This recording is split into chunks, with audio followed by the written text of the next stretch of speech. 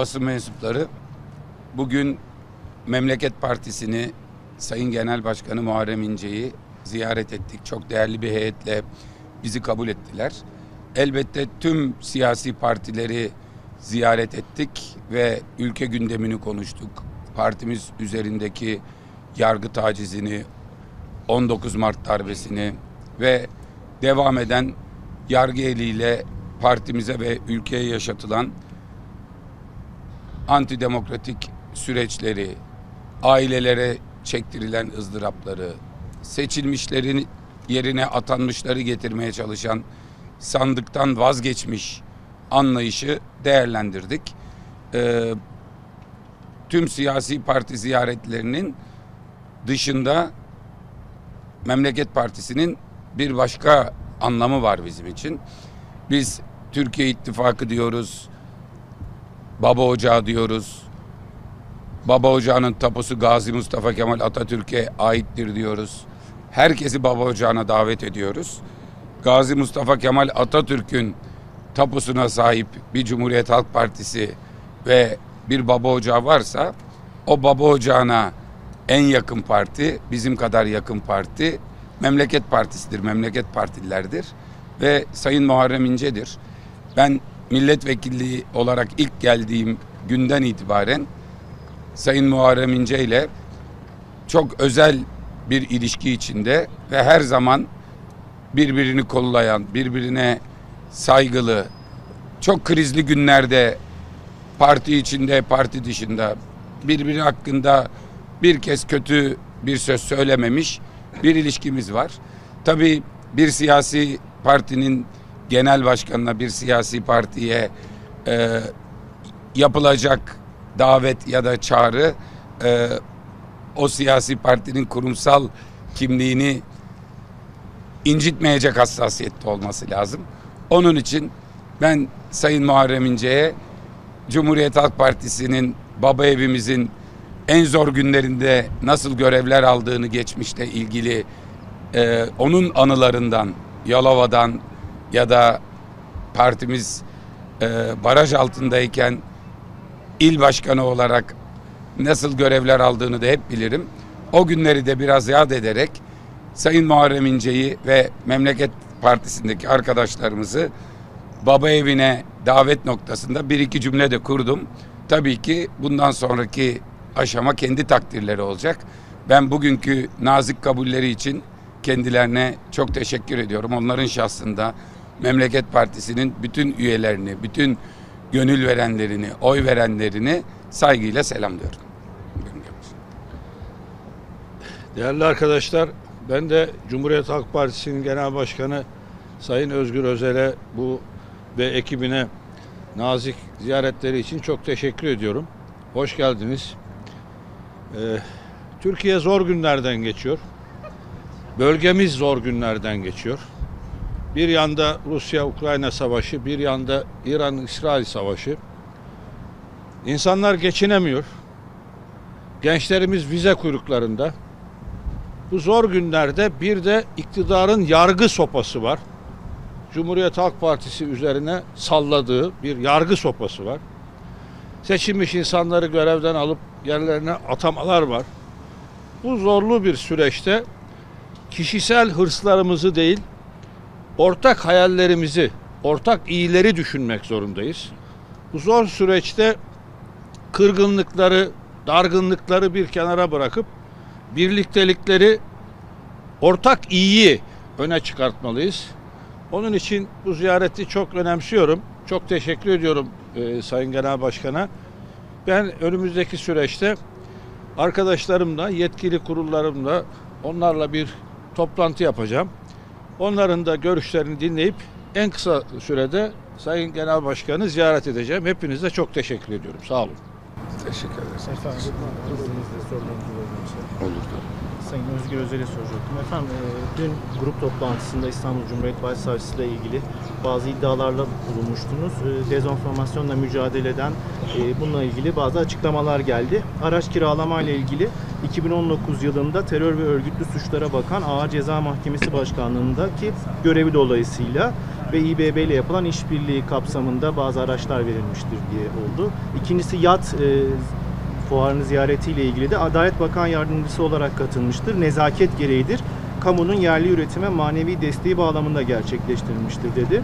Ayrıca konutuyla ilgili iddialarınıza da yanıt verdiler. Nasıl değerlendiriyorsunuz? İlk kez Dezenformasyon Bakanlığı'nın yalanlama yapacağız derken 3 iddiayı da doğruladığını gördük. Bazen doğruya yalan diyorlar da ama bu sefer doğrulamışlar hakikaten. Birincisi, biz geldik İstanbul Büyükşehir'i aldık 2019'da 872 tane araç yoktu. Peşine düşünce bunlardan dün listesini gösterdim. İşte 57 tanesi AK Parti'nin İstanbul İl Başkanlığı'nın emrinde çıktı. İlçe başkanlıklarının, buradaki genel merkezlerinin, içlerinden bir tanesi de Akın Gürley'in emrindeymiş. Bunu doğruluyorlar. Opel Insigna çok pahalı, Opel'in en pahalı arabası. Diyor ki şimdi o dönemde hemen de terörle mücadeleyle uğraşıyordum da emsal mahkeme başkanlarına, emsal mahkemelerin her bir başkanına verilmiş mi? Bir tek kendisine verilmiş. Altına diyor bugün bile kurumumuzun servis araçlarını İBB veriyor. Çok güzel. Demek ki İstanbul Büyükşehir Belediyesi, siz bize bu kadar düşmanlık yaparken bile, Ekrem Başkan'a bunları yaparken bile ihtiyaca uygun gücü nispetinde Adalet Bakanlığı'na ve Adliye'ye katkıda bulunuyor. Ama 2019'da biz geldiğimizde lüks araç tahsislerini kaldırdık. Uğraştık zorla geriye verdi. O zaman emsallerin Fluence'e binecek, Renault Fluence'e binecek. Sen Opel'in en pahalısına bineceksin. Neden? Çünkü o zaman seyyar giyotinsin, önüne gelenin başını vuruyorsun. Türkiye siyasi tarihinin en tartışmalı davalarının tamamında en olmadık kararları veriyorsun. Altına da lüks makam aracı çekmişler. Şimdi Akın Gürley'e sorsunlar. Aynı listede yer aldıklarından 2019 yılında bir siyasi partiye tahsis edilmiş 57 araç var.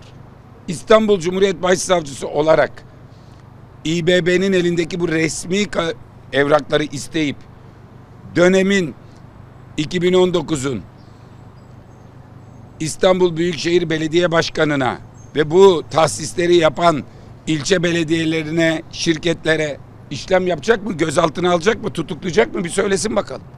Şunun 1/1000'ine belediye başkanı tutukluyorsun. Hem de kendisini aklamaya çalışırken itiraf etmiş. O listenin içinde o da var. Bak o listeye başka neler var. Bak o listeye. Şu kadarını söyleyeyim. O kadar açık net ki dönün Sayın Meclis Başkanı Numan Kurtulmuş'a sorun. Ona da Opel Insigna vermişler. Aynı araç. Akın Gürley'i AK Parti'nin genel başkan vekiliyle eş tutmuşlar. İkisine de vermişler. İkisi de yanlış. Ne partiye verilir ne seyyar giyotine verilir. Öyle lüks bir araç. Ama doğrulamışlar. Devamında evle ilgili diyor ki rutin her zaman yapılan, bütün herkese verilen gibi söylüyor, bir uygulamamızdır. Boğaziçi öngörünüm içinde 2. derece koruma alanında çivi çakmanın yasak olduğu yerde il özel idaresinden devrolmuş, o zamandan beri elde olan ve bu şekilde kullanılması doğru değil raporları olan yere ilave binalar yaptırarak çivi çakamazsın. İçine havuz yaptırarak bunu yapıyor. Bir de diyor ki lojman tahsisidir.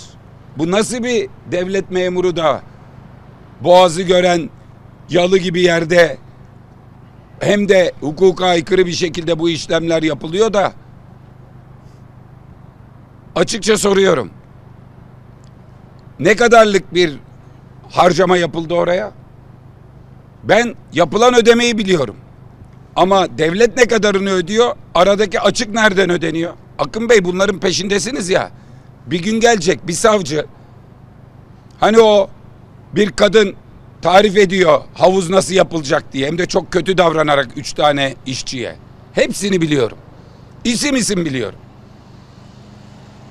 kurşun geçirmez camları takan çocuklara neler ettiniz biliyorum. Onlar çağrılmayacak mı bir gün? Onlar tanık olmayacak mı bir gün? Devletin ödediğinin 30 katı tadilat bütçesi nereden fonlanıyor? Bunlara bakacağız. Hadi hodri meydan. İster misin çıksın senin gibi yetkisiz bir yetkili, memleketin başka yerinden bir başsavcı bu dosyayı incelemeye başlasın, senin aleyhinde neler çıkacak? Ne söylediysek doğru, ne söylediysek kelime kelime doğru, kelime kelime de itiraf ediyorlar zaten. O yüzden ben sert kayaya çarptın demiştim. Sert kayaya çarptın demiştim. Bundan sonra da o sert kayanın ne kadar sert olduğunu görecek. Bu kadar net söylüyorum. Bu üç husus dediğin üçüncüsü neydi? Neyi yalanladın? Yat Ha. ticareti, kamu görevlisi olarak. Aldığı maaşı 85 yıl alsa, biriktirse binemeyeceği yatı geziyor. Özelliklerini soruyor, bilmem ne yapıyor, ıvır zıvır. 85 yıllık maaşıyla alamayacağı yatı geziyor. Bir de bana milli bilmem ne. Bu milletin o milli falan dediğin işlere, o yatlara sıra var, o yatlarda zaten. Destek olanlar çok bulunur. Sen esas bu milletin acı çektiği, ızdırap çektiği yerlere bir destek olaydın. Sen adaleti katlettin. Bu memlekette gençlerin umudunu bitirdiniz. Memleketi yaşanmaz hale getirdiniz.